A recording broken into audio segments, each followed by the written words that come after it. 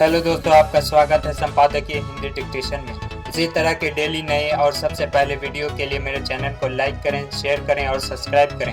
Bell icon पर click करें ताकि हमारे वीडियो के नोटिफिकेशन आपको सबसे पहले मिल जाए। डिक्टेशन स्टार्ट करते हैं। 5, 4, 3, 2, 1 स्टार्ट। संख्या में बड़ी संख्या में बहते शब्द किसी को भी झकझोर सकते हैं। हाल में उत्तर प्रदेश से लेकर बिहार तक गंगा में ऐसे शब्द देखने को मिले। गाजियाबाद से लेकर कन्नौज, उन्नाव, कानपुर, प्रयागराज, वाराणसी, गाजीपुर, बलिया जैसे जिलों से ये शब्द बहते आ रहे हैं। बिहार में भी कई जगहों से ऐसी खबरें हैं। जाहिर है ये शब्द उन शहरी या ग्रामीण इलाकों से ही नदी किनारे ऊपर दफनाए या बहाए गए होंगे जो गंगा किनारे पड़ते हैं। कफन में लिपटी लाशें अगर बह रही हों, किनारे लग रही हों, अध जली हों, छत बिछत हो चुकी हों, जानवर नोच रहे हों, तो इससे ज्यादा विभत्स क्या हो सकता है। शवों को इस तरह बहाने दफनाने की घटनाएं मीडिया में आने के बाद राष्ट्रीय मानव अधिकार आयोग ने इसका संज्ञान लिया। उत्तर प्रदेश और बिहार सरकार को नोटिस जारी किया। आयोग ने जो सवाल पूछे और चिंता जताई वह तो ठीक है ही, लेकिन शवों की गरिमा और मानव अधिकारों का जो मुद्दा उठाया उसे नजरअंदाज नहीं किया जा सकता। Paragraph change. गौरतलब है कि पिछले हफ्ते बिहार के बक्सर जिले के चौसा में ऐसे ही 71 शवों को पोस्टमार्टम के बाद दफनाने की बात सामने आई थी। उत्तर प्रदेश में गंगा किनारे पड़ने वाले जिलों के हालात तो और रोंगटे खड़े देने वाले हैं। कन्नौज में गंगा किनारे 350 से ज्यादा, उन्नाव में 900 से ज्यादा, गाजीपुर में 300, कानपुर में 400 से ज्यादा शव नदी किनारे दफन मिले। सवाल है कि हाल में ही अचानक ऐसा क्यों होने लगा।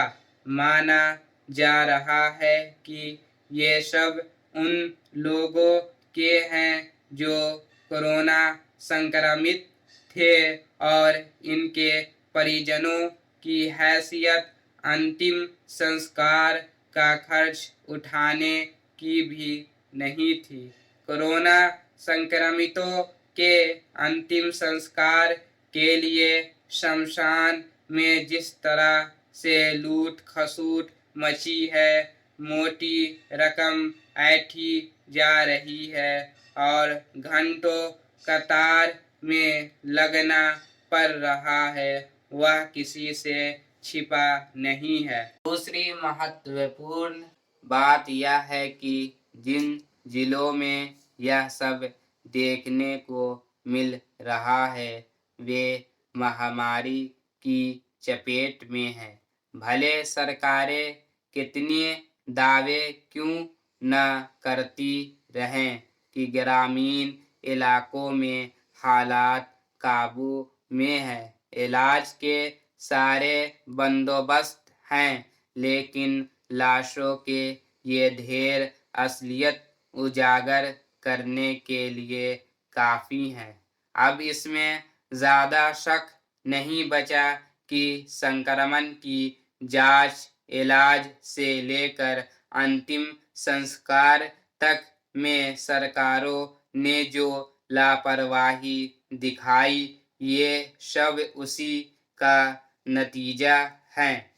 Paragraph change. शवों की दुर्गति से विचलित मानव अधिकार आयोग ने राज्यों और केंद्र शासित प्रदेशों को मृतकों के अधिकार और सम्मान की रक्षा के लिए कानून बनाने का सुझाव दिया है। आयोग ने कहा कि शवों का सामूहिक अंतिम संस्कार या उन्हें सामूहिक रूप से दफनाना विधि सम्मत नहीं है, क्योंकि यह किसी भी मृतक के सम्मान और अधिकार का उल्लंघन है। लेकिन सरकारों को इससे कहाँ मतलब है।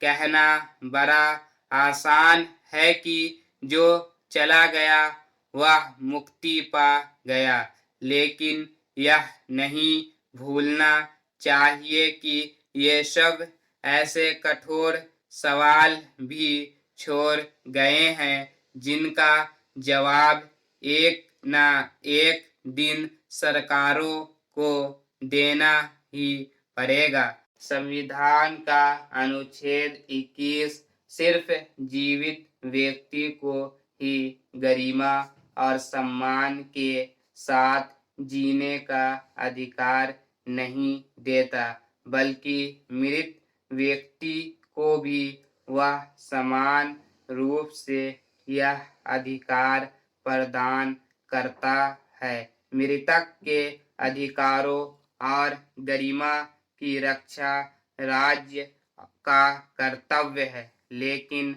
ऐसा लगता है कि हमारी सरकारें निष्ठुर हैं। कहते हैं लाशें नहीं बोलती, लेकिन आज लाशें ही बोल रही हैं। Stop. Thanks for watching. Please like, share or subscribe.